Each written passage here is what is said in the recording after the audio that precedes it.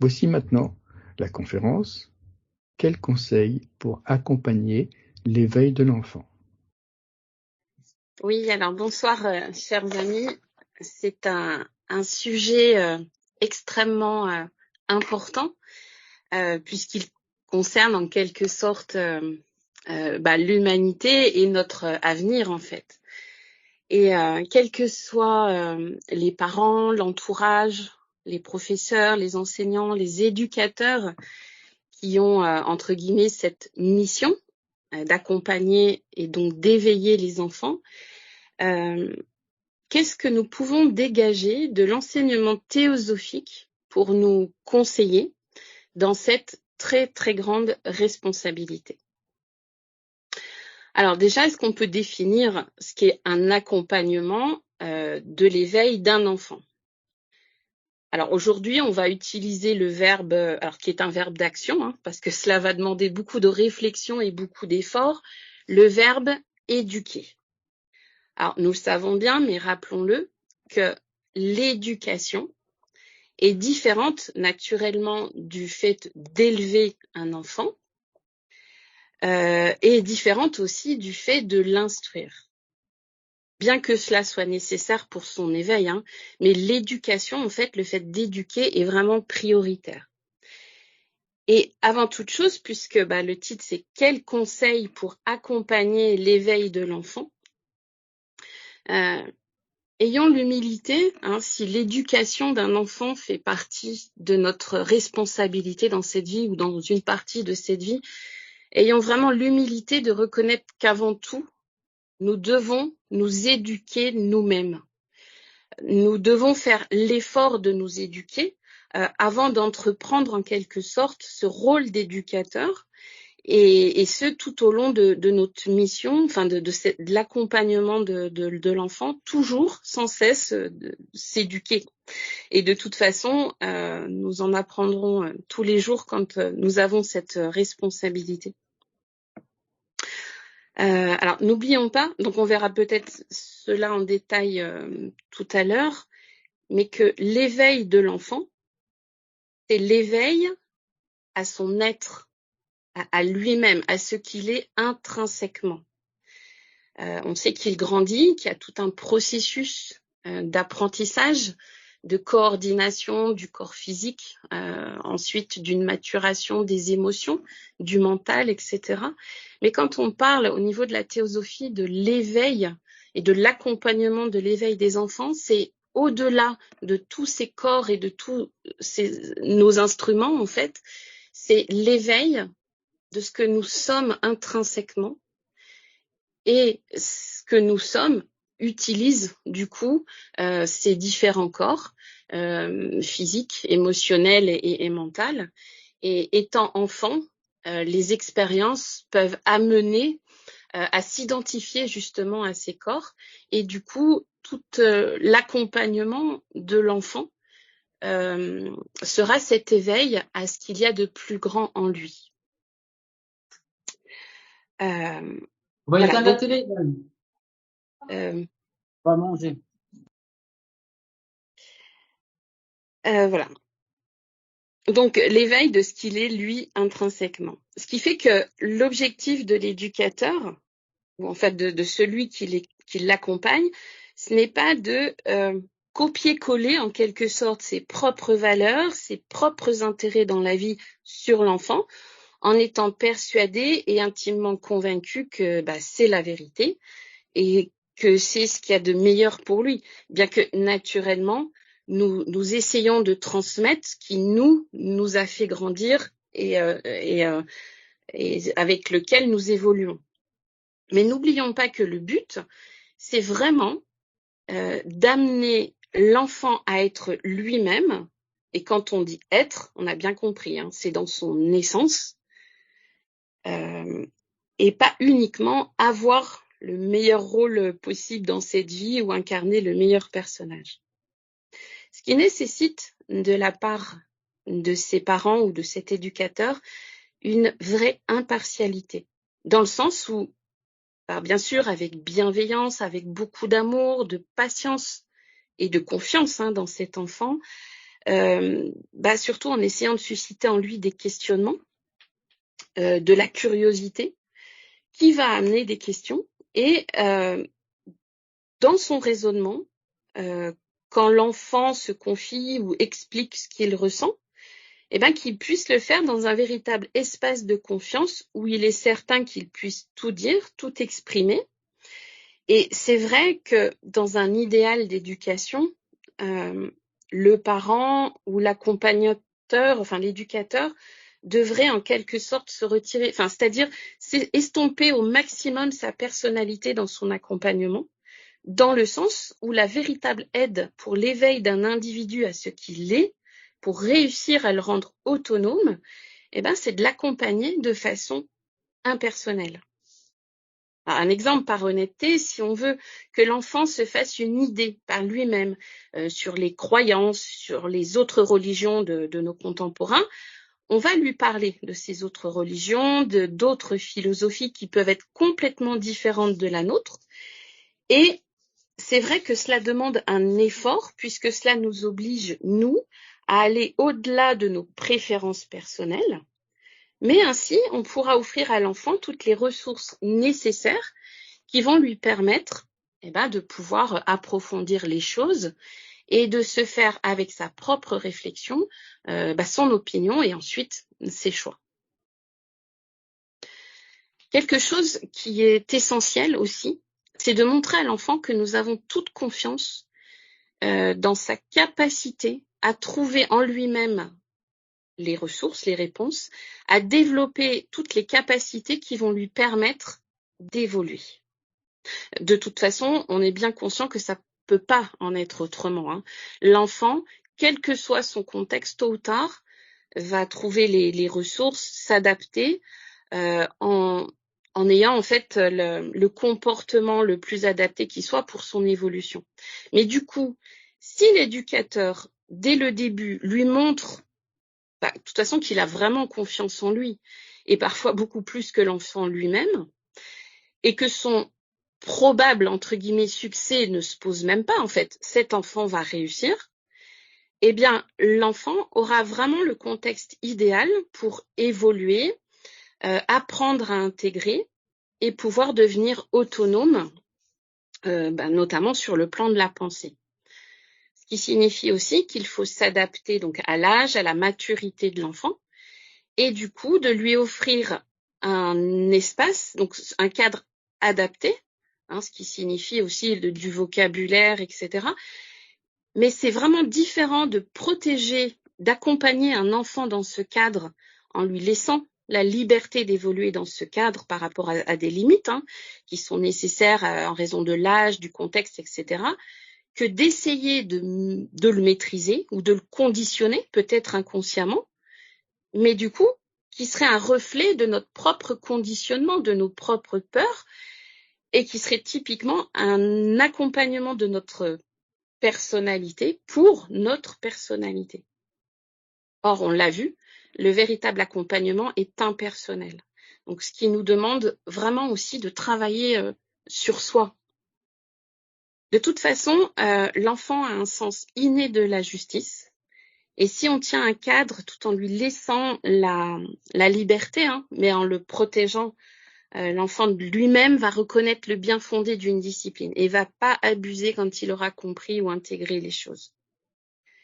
Voilà. Donc, on a vu grande responsabilité, mais aussi de la part des accompagnants, beaucoup d'humilité, parce que c'est une perpétuelle remise en question qui fait avancer également. Et chaque enfant est unique et l'adaptation, son accompagnement, pour le coup, sera unique aussi. Alors, oui, on a un peu développé, mais en fait, quel est le but de l'éducation ? En fait, pourquoi d'ailleurs ? L'objectif, voilà, le but, c'est que cet enfant devienne un individu, homme, femme, libre.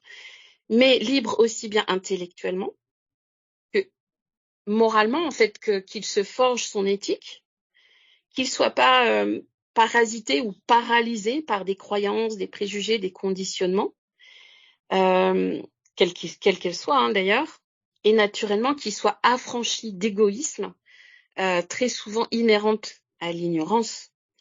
Donc on va dire au sens théosophique que l'éducation a pour but de rendre libre l'individu. Alors comment ? En développant, en l'accompagnant à développer, à cultiver tous ses potentiels, ses facultés, ses germes en fait, ses sens intérieurs, et ce de façon individuelle. Et d'ailleurs, on l'a vu dans la lecture d'introduction, l'objectif, comment, elle l'a dit, elle l'a dit, ce n'est pas appliqué, mais c'est vrai qu'il faut cultiver, développer le mental dans la bonne direction et du coup enseigner, transmettre en tout cas, les lois universelles de l'univers, ce qui permettra de supporter, entre guillemets, ce qu'on appelle le karma. Mais en fait, qu'est-ce que le karma ? Pourquoi il est là ?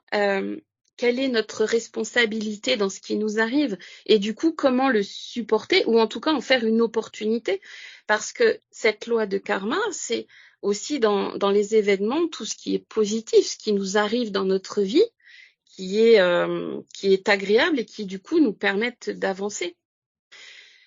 Fortifier la volonté, la ténacité, encourager les efforts que fait l'enfant quand il a trouvé un sens, une direction. Et naturellement, pour pallier à cet égoïsme, inculquer la fraternité, l'amour du prochain, avec tous ces sentiments de solidarité, du travail collectif, etc. Donc, transmettre l'enseignement approprié. On l'a vu aussi par-dessus tout cette confiance en soi, mais avec la connaissance de ce qu'est l'homme et comment il est constitué en fait. Et au fur et à mesure de l'accompagnement, des expériences, etc., d'amener l'enfant à comprendre, d'analyser en fait comment il réagit, comment est-ce que cela fonctionne, etc. Le fait d'avoir confiance aussi, mais dans les autres, de discerner ce qui est bon chez les autres personnes, même chez ceux chez qui, a priori, on est un peu trompé par les apparences ou par la sensibilité de notre personnalité, avoir cette capacité de discerner, de prendre du recul et de voir ce qui est bon chez les autres est vraiment essentiel pour cet éveil. Donc l'amour de l'humanité, de tous les êtres, de toutes les consciences, donc cet altruisme, un altruisme pratique aussi, et surtout apprendre à penser et à raisonner par soi-même, par eux-mêmes. Alors, ça a l'air d'être des conseils qui tombent un peu sous le bon sens, on va dire, mais n'oublions pas que cette façon de penser l'éducation est très très récente. Tout ce qu'on vient d'énumérer, donc c'était, c'est Madame Blavatsky qui nous l'a transmis via la théosophie du 19e siècle. On peut vraiment dire qu'elle était en avance sur son temps parce que ça ne fait pas depuis si longtemps que tous ces conseils de confiance en soi, d'accompagnement personnalisé, du contexte aussi, qui doit être bienveillant, calme, serein. Et d'ailleurs, on va parler d'éducation non violente ou bienveillante maintenant. Eh bien, aujourd'hui, tout est validé par les neurosciences, par les découvertes, notamment sur la plasticité du cerveau et de tous les processus psychiques, du fonctionnement de la cognition, ce qui montre vraiment l'authenticité, la véracité et l'universalité de la source des enseignements de Madame Blavatsky. Alors, oui, on l'a vu aussi, c'est vraiment de notre responsabilité que cette éducation, que cet accompagnement à l'éveil de l'enfant, et qu'il ne soit pas délégué à l'école, ou en tout cas uniquement que ce ne soit pas l'extérieur qui soit ce vecteur de son éveil. On a vu un peu dans la réponse qui a été donnée dans l'introduction, mais si on observe un peu le fonctionnement de l'école publique, notamment en Occident, on s'aperçoit que les méthodes utilisées ne favorisent pas réellement l'épanouissement de l'autonomie des enfants, En plus, les examens, les systèmes de notation, les concours sont très loin de susciter cette émulation chez les enfants. Il y aura plutôt une espèce de lutte, de rivalité, de jalousie qui, à l'extrême, peut susciter de l'envie, des mauvais sentiments, jusqu'à haïr peut-être ses concurrents. Donc là, on est assez loin de l'éveil des sentiments de bienveillance et de fraternité que nous propose l'éducation théosophique pour l'éveil, en fait. La façon dont on va offrir un contexte et dont on va non seulement transmettre, mais accompagner l'enfant, l'individu à s'autonomiser est extrêmement importante. Alors, bien sûr, l'école, telle qu'on la connaît, est très importante. Elle permet beaucoup de choses. Mais ce qu'il faut vraiment comprendre aussi, que c'est un système qui est pensé d'une certaine façon et que nous, en tant qu'éducateurs, en tant que parents, on n'est pas forcément obligés d'entretenir, de cautionner systématiquement ce système d'éducation mis en place. Et on peut montrer à nos enfants que c'est un système, oui, mais que la note, le classement, les concours, en fait, ne sont qu'un reflet, une image d'une mémorisation à un instant T, et qu'il y a vraiment des choses qui sont tout aussi importantes et qui ne sont pas notables, évaluables objectivement, et qui ne sont pas classifiables, parce que justement beaucoup trop importantes pour ça, et notamment cette faculté de penser par soi-même, le fait de réfléchir et de pas répéter une idée qu'on a entendue, de développer un raisonnement, le fait d'écouter les autres aussi, de les comprendre, de les soutenir et de les aider, et aussi, à notre mesure, de les accompagner eux aussi, ce sont pas des choses qui sont notées, ce sont pas des choses qui sont évaluées,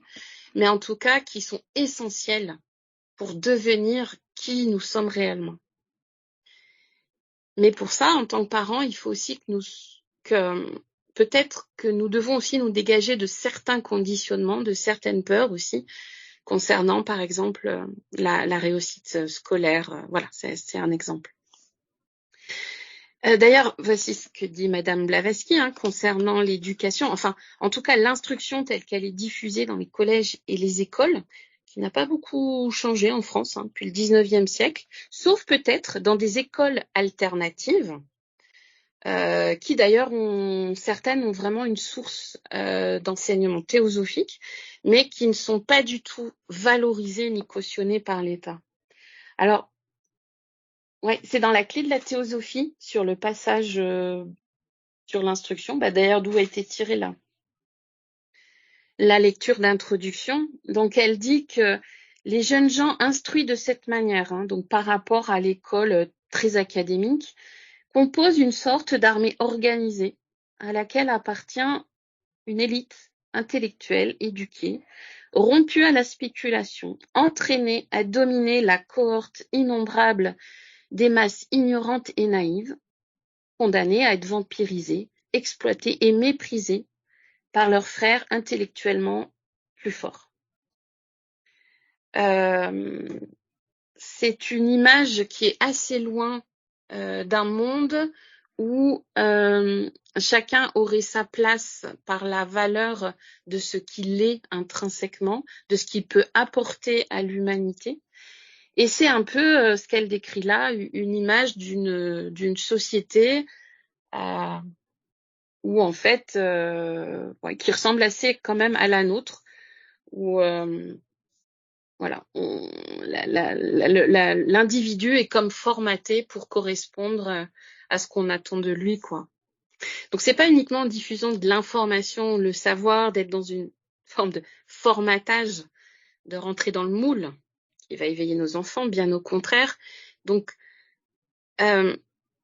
soyons vraiment vigilants et utilisons toutes les opportunités pour justement montrer autre chose en faisant raisonner l'enfant. D'autres conseils éminemment pratiques pour nous aider dans l'accompagnement à l'éveil de l'enfant. alors basé naturellement sur la sagesse qu'on a de la connaissance théosophique, par rapport à la nature intérieure profonde de l'homme.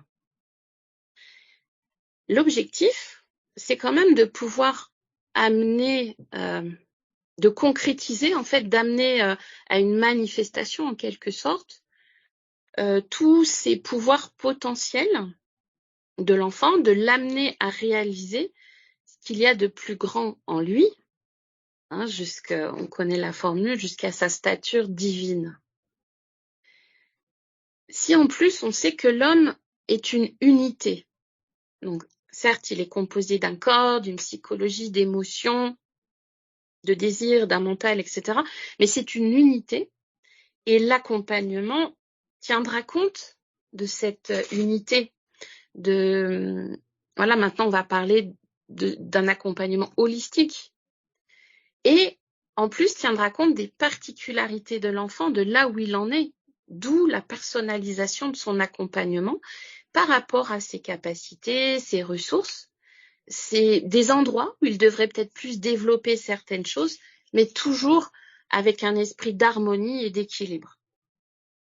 Et pour cela, tenons bien compte du fait qu'il s'agit d'un processus.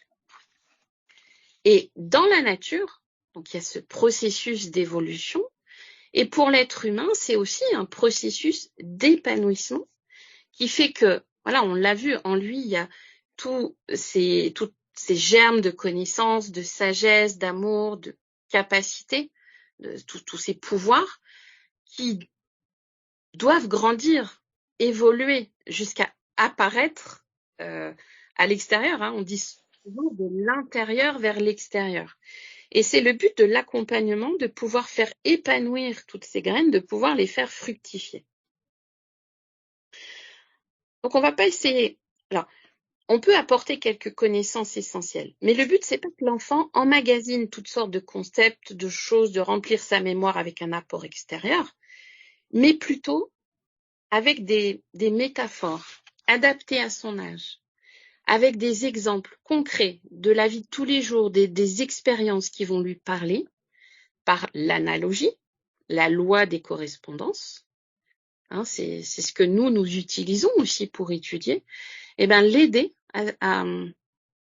l'accompagner à faire ressortir ce qu'il a de plus précieux en lui et ce qu'il est profondément dans sa nature.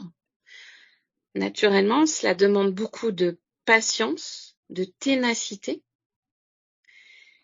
Et puis, dans ce processus d'épanouissement, hein, contrairement à une récitation un peu perroquée de ce que nous avons mémorisé,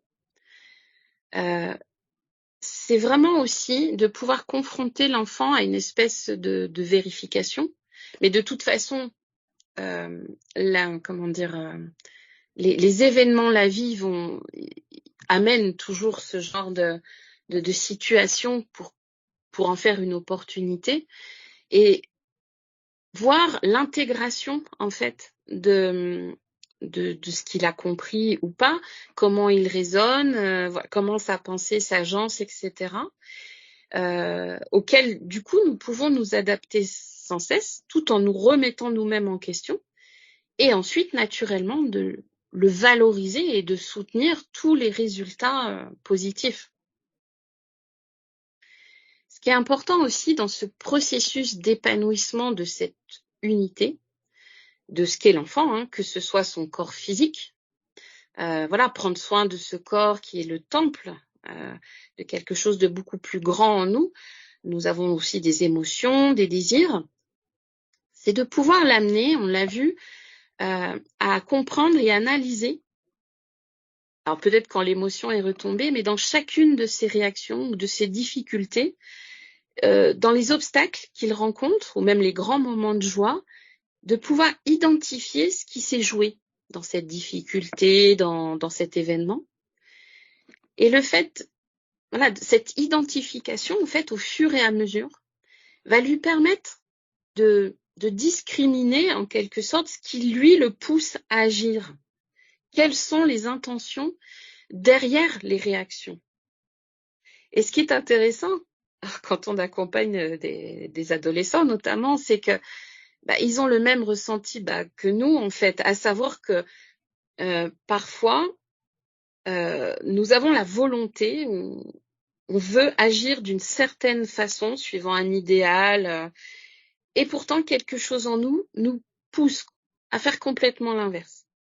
Et quand on a ce genre de discussion profonde avec les enfants, c'est vraiment intéressant de leur montrer que ce questionnement-là, qui est le nôtre aussi, mais cela a été aussi le questionnement et les obstacles, en fait, le quotidien presque de grands personnages qui ont relaté ces difficultés dans des écrits sacrés. Et en fait, c'est toute la problématique et la difficulté, en quelque sorte, d'être incarné et de vivre dans la dualité. C'est l'apôtre Paul qui explique très bien cela dans ses lettres.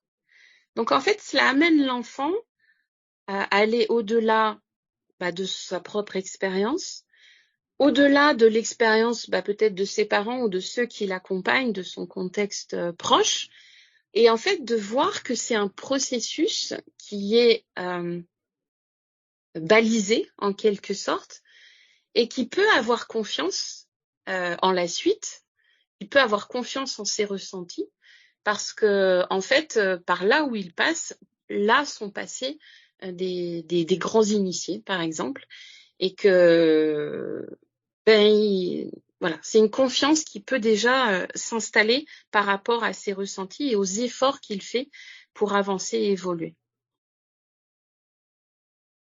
Voilà, donc cela nécessite, comme on l'a vu tout à l'heure, un vrai espace avec une vraie écoute, parce que c'est là aussi qu'on peut discerner toutes les qualités et le laisser libre de penser, d'agir et de ressentir les choses en pleine conscience.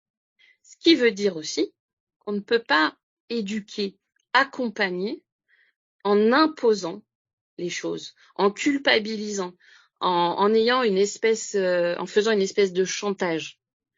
Même s'il faut avouer que parfois le résultat est plus rapide, mais l'accompagnement n'est pas du tout, ce n'est pas du tout dans ce sens en fait qu'on souhaite cet accompagnement, ni même en disciplinant violemment.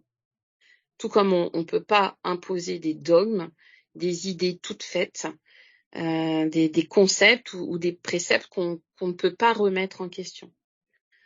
Donc, la menace, on le voit, les mensonges aussi sont vraiment à bannir.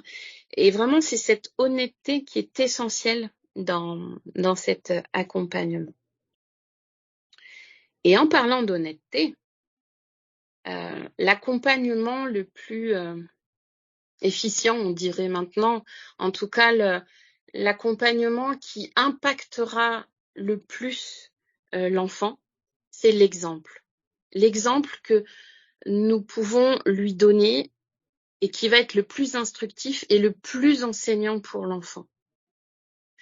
Donc, ayons l'humilité de reconnaître que nous aussi, nous sommes soumis à des milliers de conditionnements, que parfois nous nous trompons, mais qu'en même temps, ces erreurs ne sont pas des échecs cuisants parce que ce sont autant d'opportunités d'apprentissage pour avancer. Et transmettre cette expérience, ce vécu à ceux que l'on accompagne par l'expérience, en fait, aura un impact beaucoup plus profond que si c'est seulement une théorie, en fait, qu'on essaye de transmettre. C'est vrai que ça nécessite beaucoup d'humilité, de reconnaître parfois qu'en tant que parent ou qu'éducateur, on n'a pas toutes les réponses, qu'on fait beaucoup d'erreurs. Et comme on l'a vu, en même temps, quand on en a pris conscience, ce sont ces erreurs qui nous permettent d'avancer. Parce que ce qui est grave, c'est absolument pas de faire une erreur. Ce qui est grave, c'est de ne pas continuer, de ne pas avancer. C'est de ne pas se relever quand on est tombé, quand on a fait une erreur, quand on a échoué. D'ailleurs, c'est un conseil universel et très théosophique qui est d'essayer, et essayer encore. Et en tant qu'accompagnant, la responsabilité est d'accompagner à essayer encore. Donc en valorisant et en transmettant notre propre expérience, si nous le souhaitons.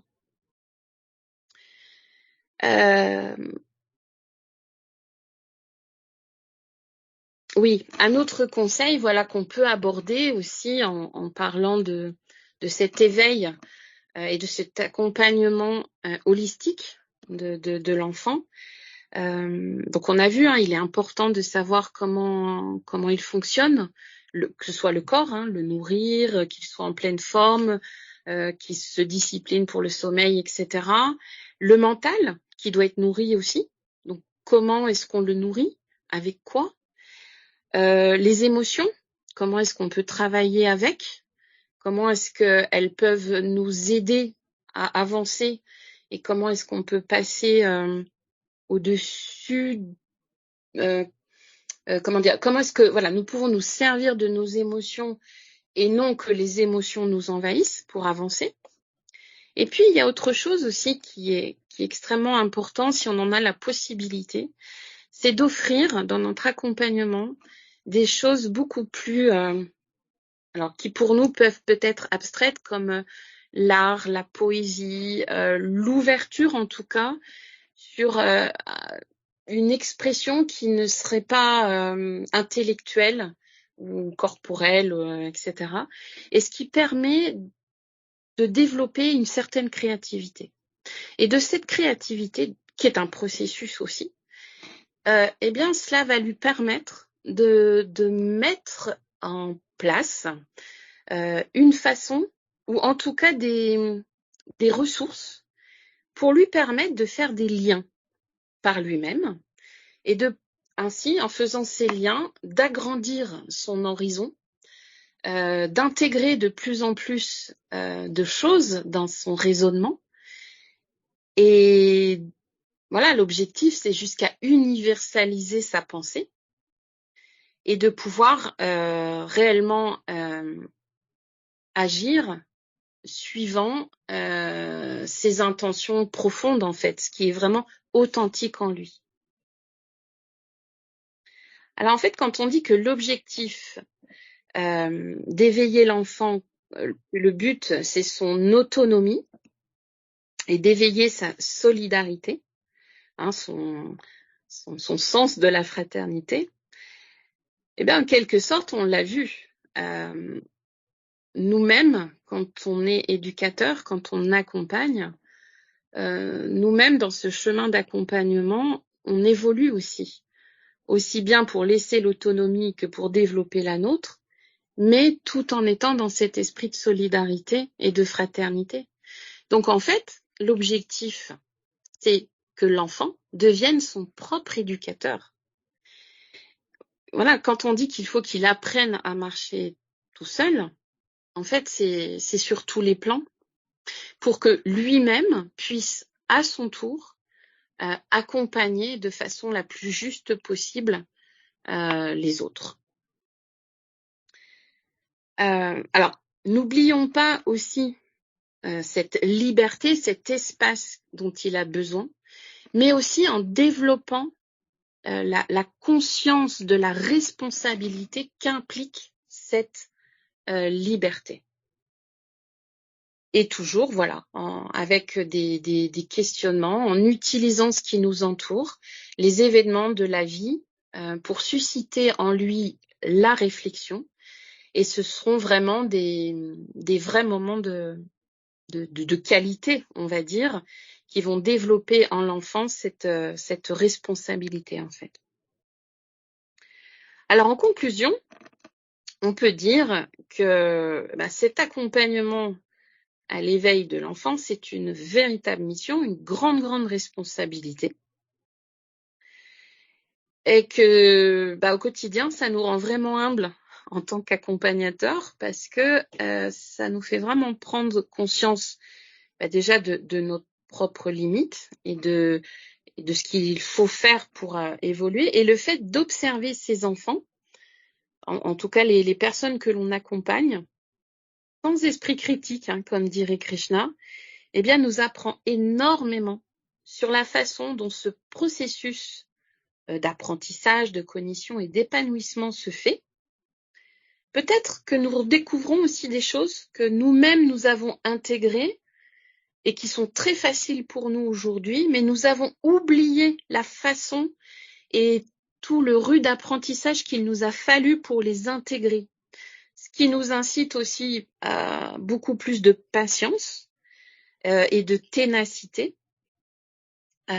Et de patience, oui, aussi, et peut-être aussi de l'humour, entre guillemets, dans le sens où quand on n'attend pas de résultats vraiment concrets, en fait, sans attente, voilà, pas de résultats précis, eh bien, cela peut nous permettre vraiment de prendre du recul et d'accueillir au présent tout ce qui se passe et du coup de soutenir au mieux que nous pouvons cet enfant et vraiment que cet accompagnement soit valorisé pour tout le monde en fait.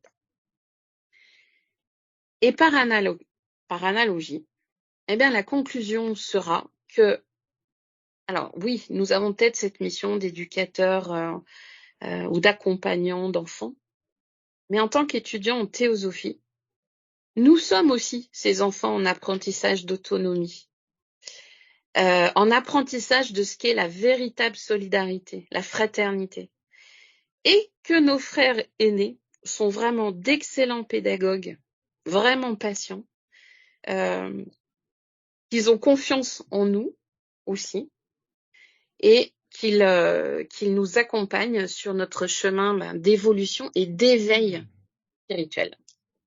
Voilà.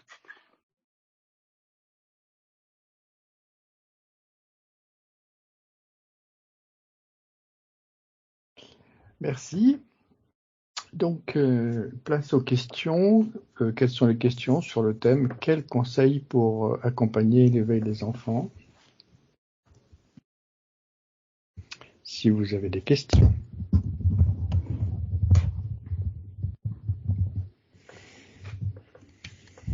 Pas de questions?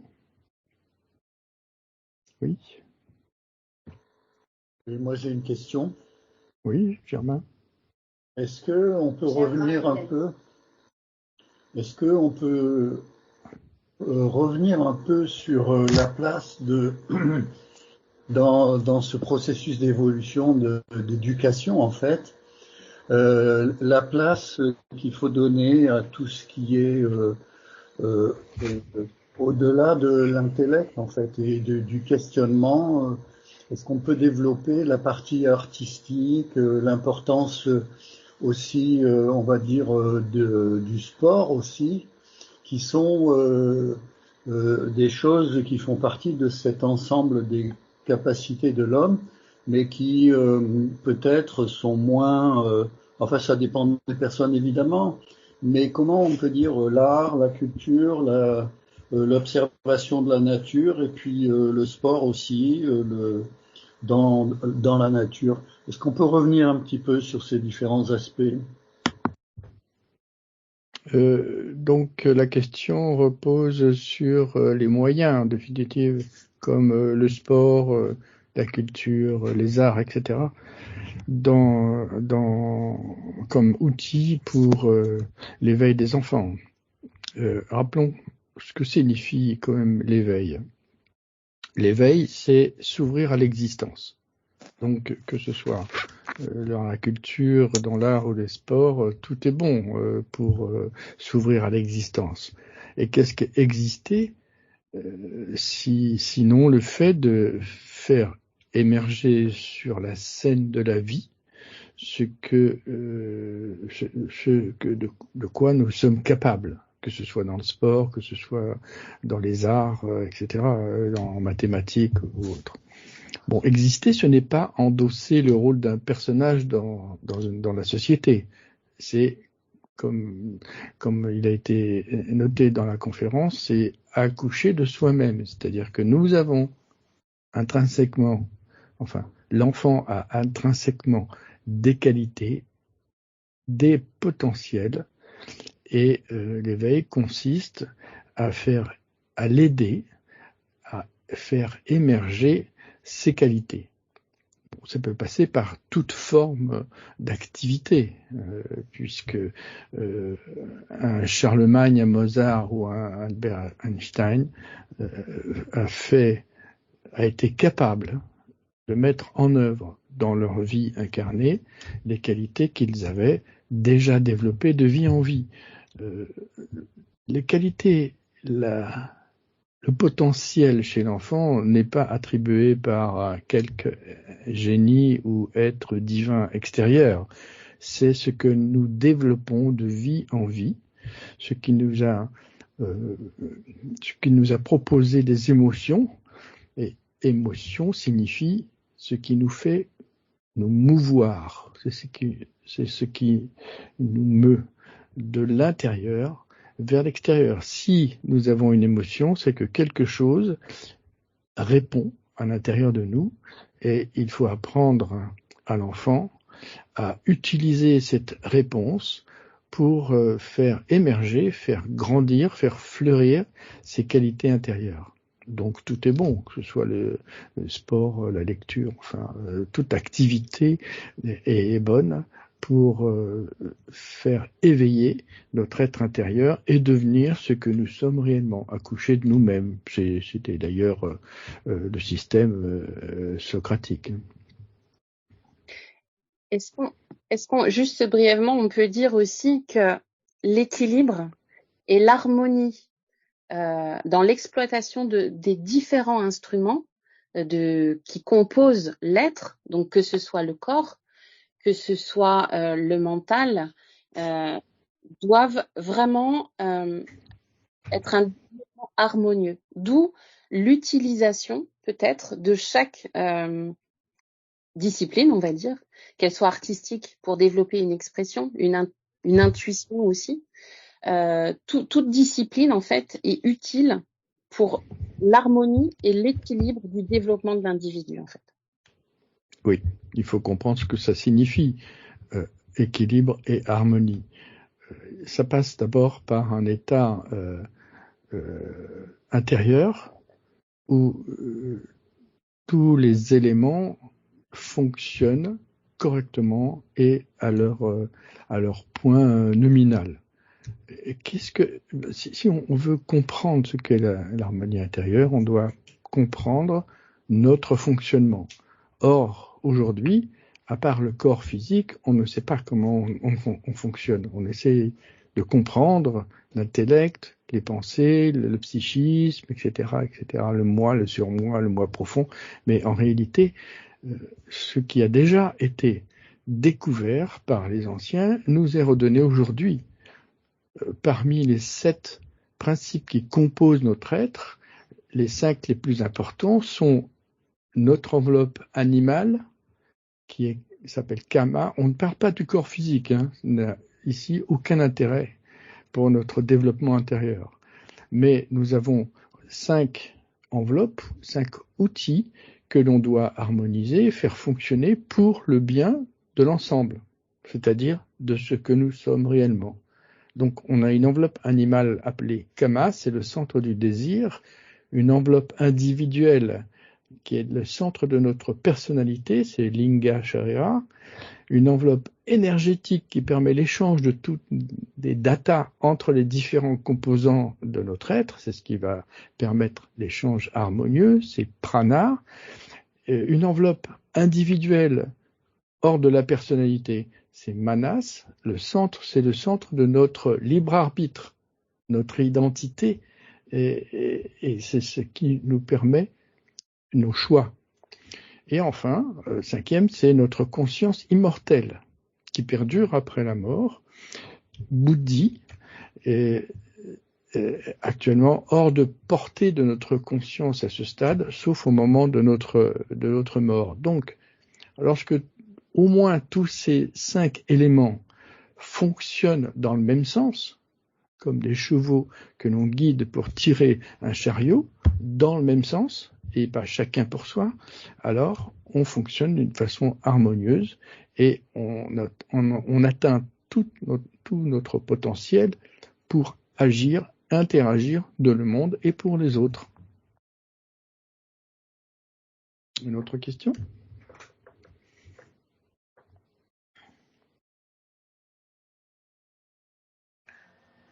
Oui. Alors, après avoir écouté la conférence, et quand on jette un coup d'œil dans notre société, on a plutôt l'impression que il faudrait changer complètement, le système pour que cet éveil des enfants puisse vraiment devenir quelque chose d'assez efficient. Parce que quand on regarde bien, on voit toujours que c'est les théosophes qui se débrouillent, chacun de façon à son niveau, pour aller favoriser cet éveil. Mais globalement, comment est-ce qu'on peut arriver vraiment à changer la courbe des choses si les idées théosophiques ne sont pas acceptées dans la société? C'est pas les théosophes qui sont au pouvoir, c'est pas eux qui implémentent les politiques d'éducation et autres. Comment faire donc? Est-ce que c'est chacun individuellement à son coin qui essaie de contribuer comme il veut à cet éveil? Et à ce niveau, à ce rythme-là, comment est-ce qu'on va arriver vraiment à changer l'humanité? Oui, la question porte sur le fait que on ne voit pas très bien comment mettre en œuvre collectivement cette notion d'éveil.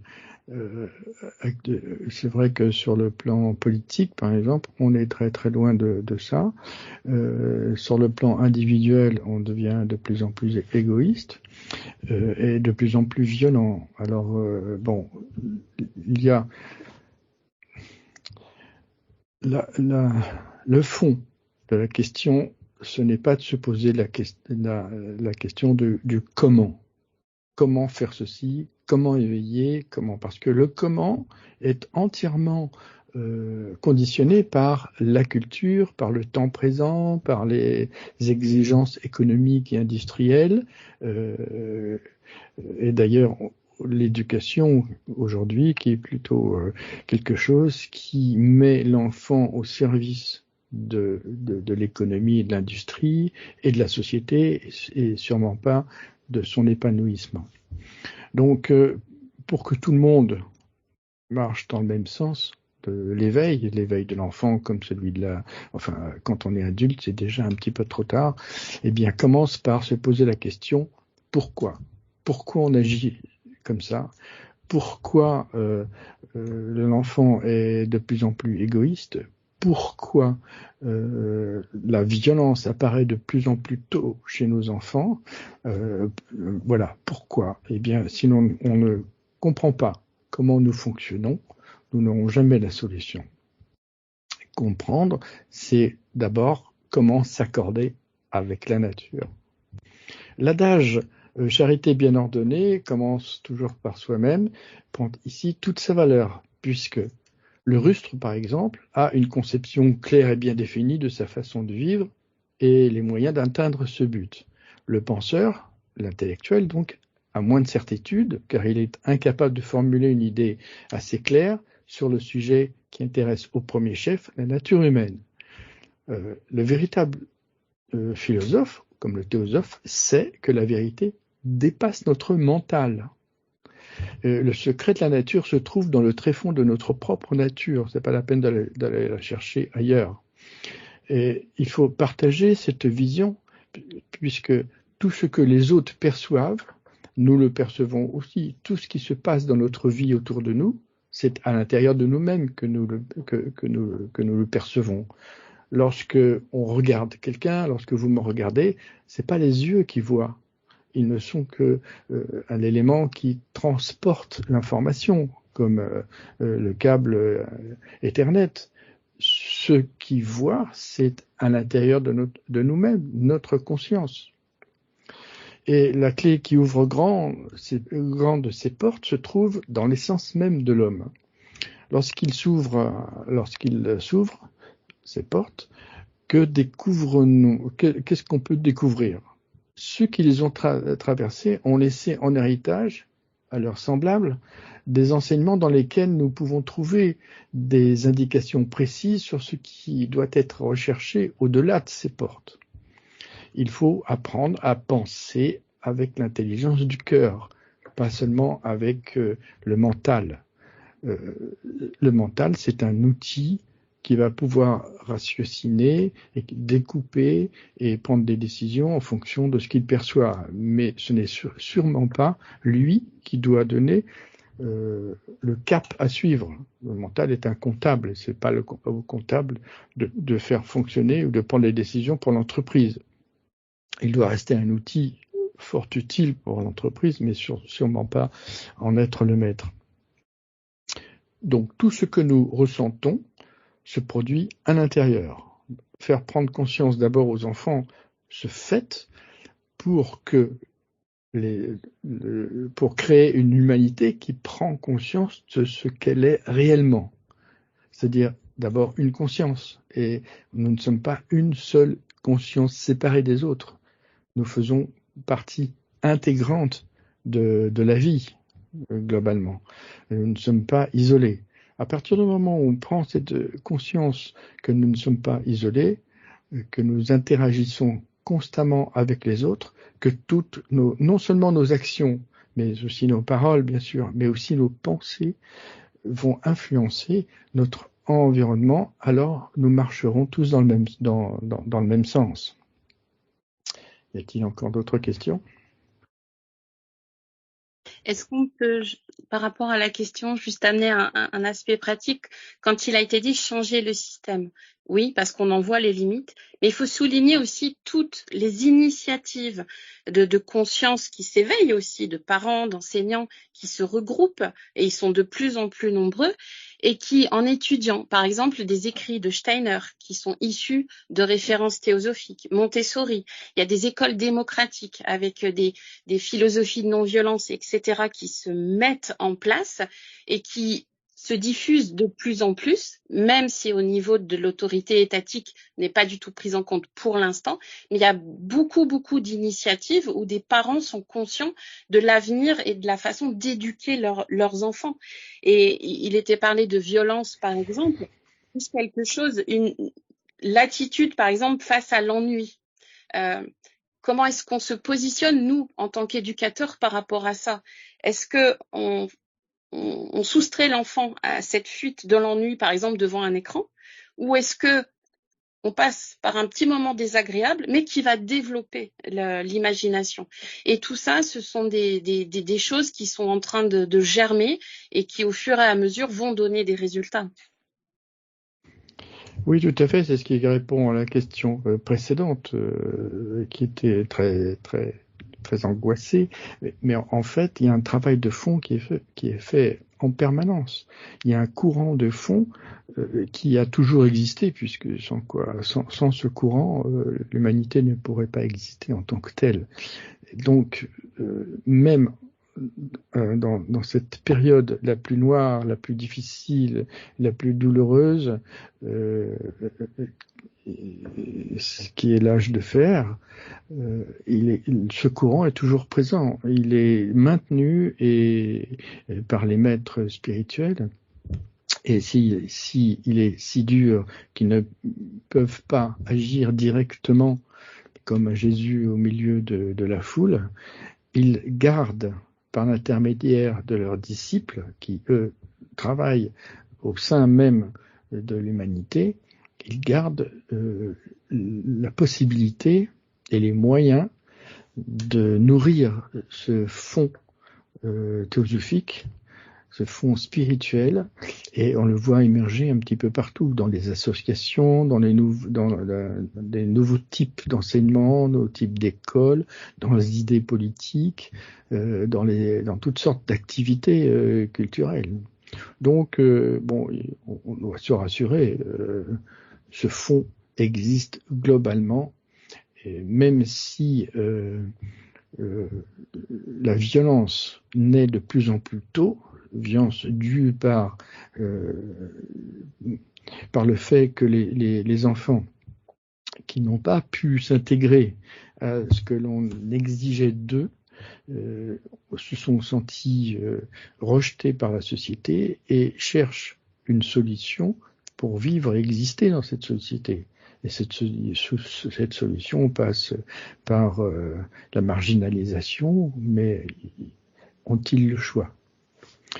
Eh bien, il faut leur faire connaître au plus tôt ces moyens d'existence globaux qui intègrent la vie et faire prendre conscience aux enfants très tôt que nous ne sommes pas des individus isolés.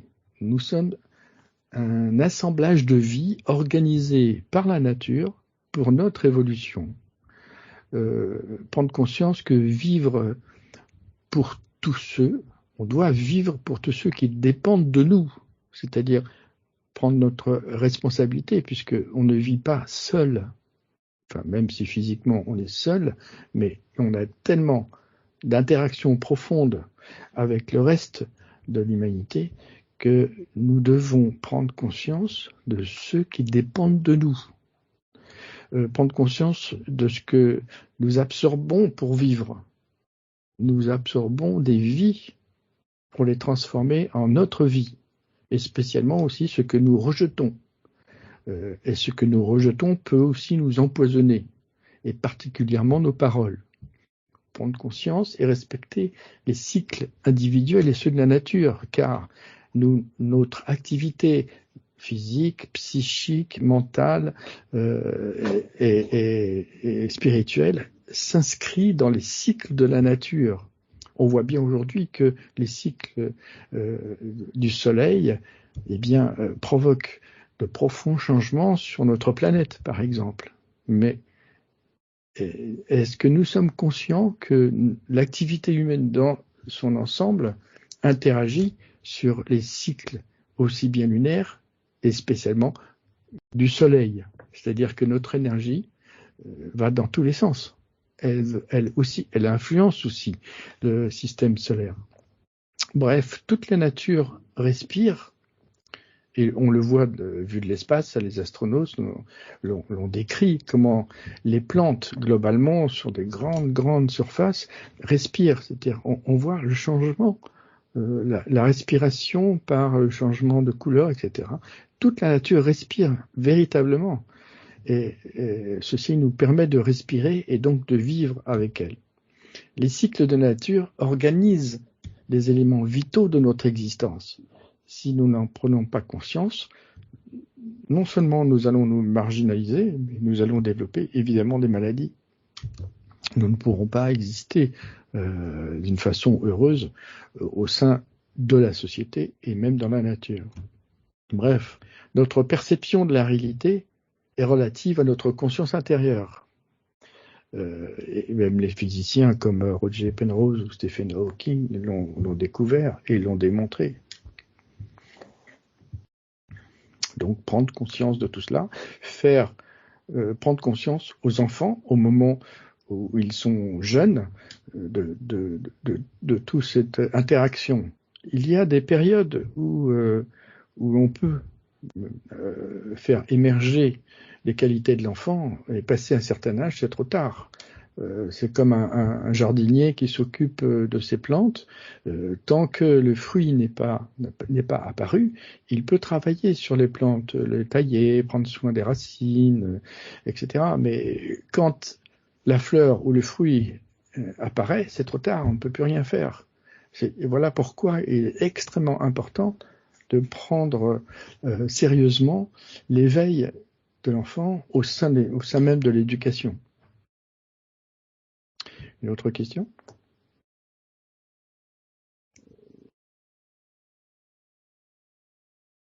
Alors, est-ce que dans l'éducation, il n'y a pas un volet particulier en rapport avec la prime enfance?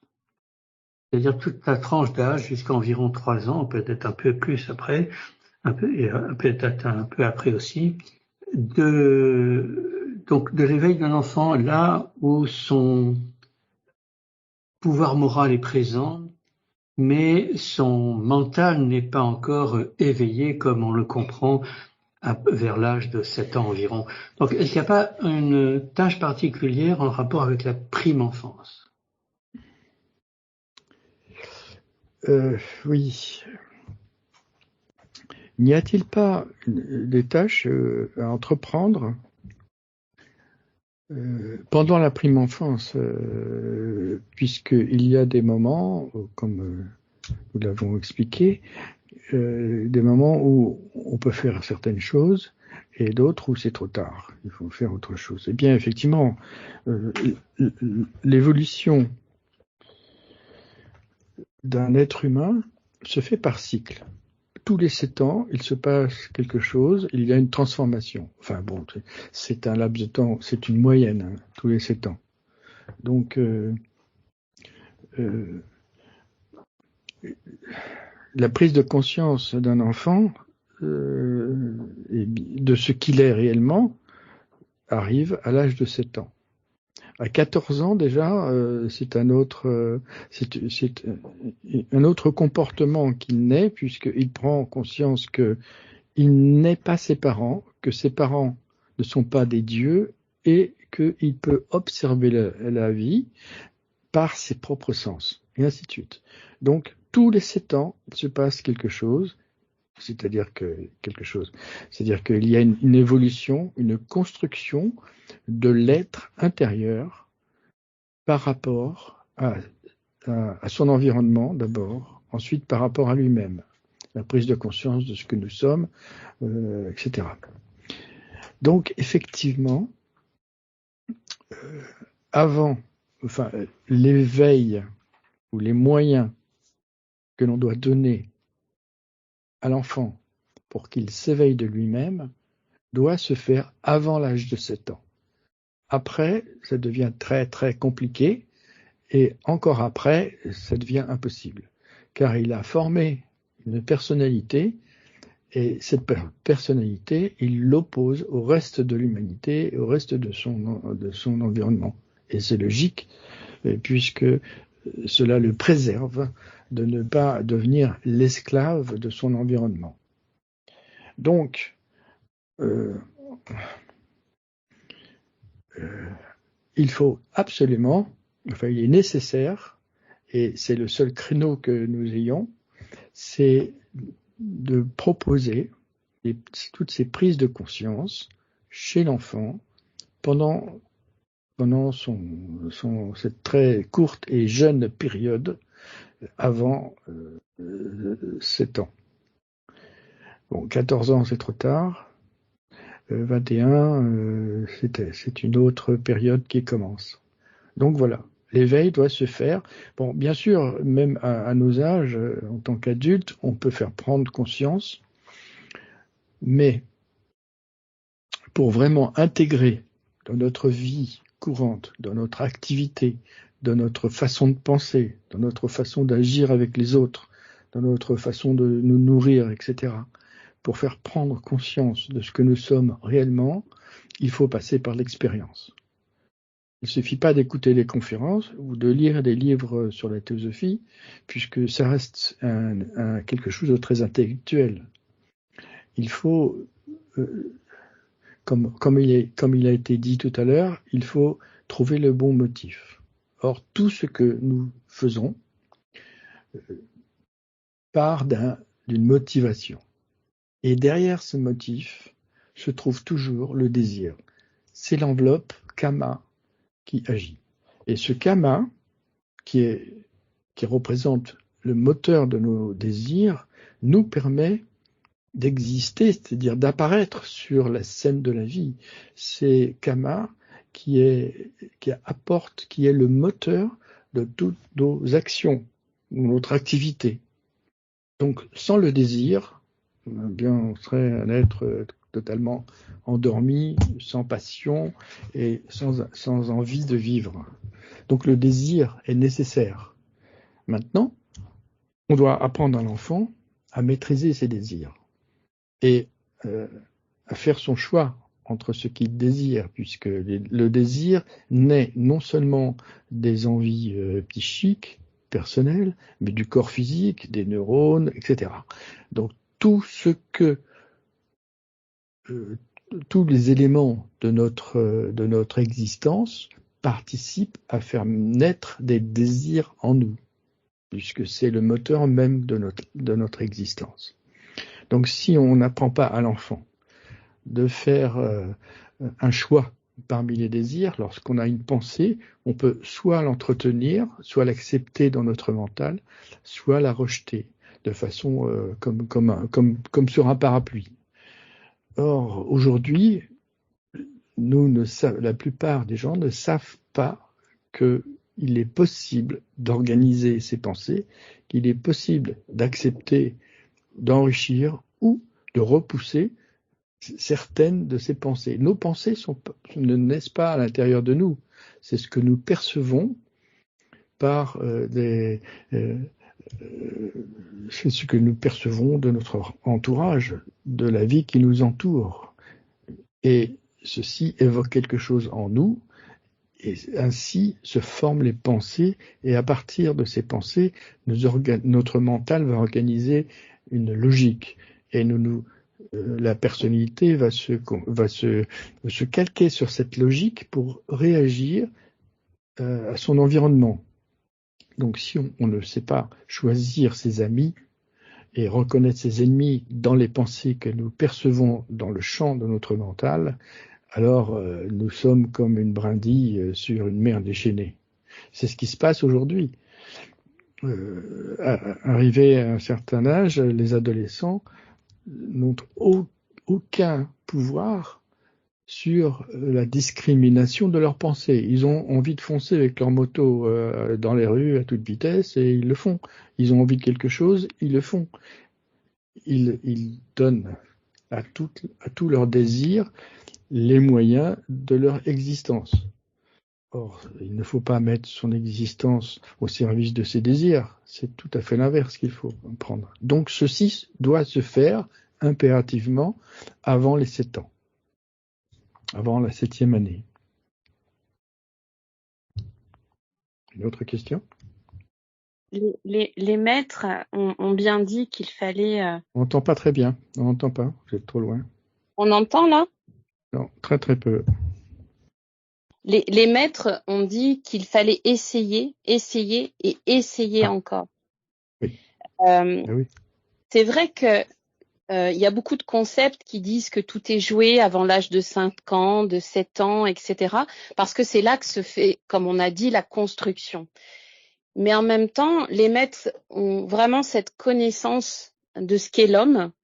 Et c'est vrai que la plasticité du cerveau, juste pour citer cette capacité, peut déconstruire ce qui a été construit. Et en fait, rien n'est. Alors, il y a beaucoup de choses à faire effectivement avant que tout soit réellement construit, mais rien n'est jamais définitif. Et c'est toute la magie et le mouvement de la vie, parce qu'on s'est aperçu, il y a même des témoignages, des revirements de situation, des prises de conscience, même sur le lit de mort. Et du coup, c'est ce qui donne confiance. Si en tant qu'éducateur, il y a aussi cette culpabilité peut-être à ne pas avoir tout fait en raison peut-être de notre propre histoire personnelle. Mais en fait, l'objectif, c'est vraiment au présent, quand on est là, d'essayer et essayer encore. Et de toute façon, karmiquement, les choses se feront. En effet, oui, il faut essayer encore et toujours, sans jamais baisser la garde. Et c'est vrai que jusqu'à la fin de notre vie, on peut prendre conscience de ce qu'est la vie, de ce que nous sommes, de la façon dont nous avons vécu. Malheureusement, les choses se produisent souvent un peu tard.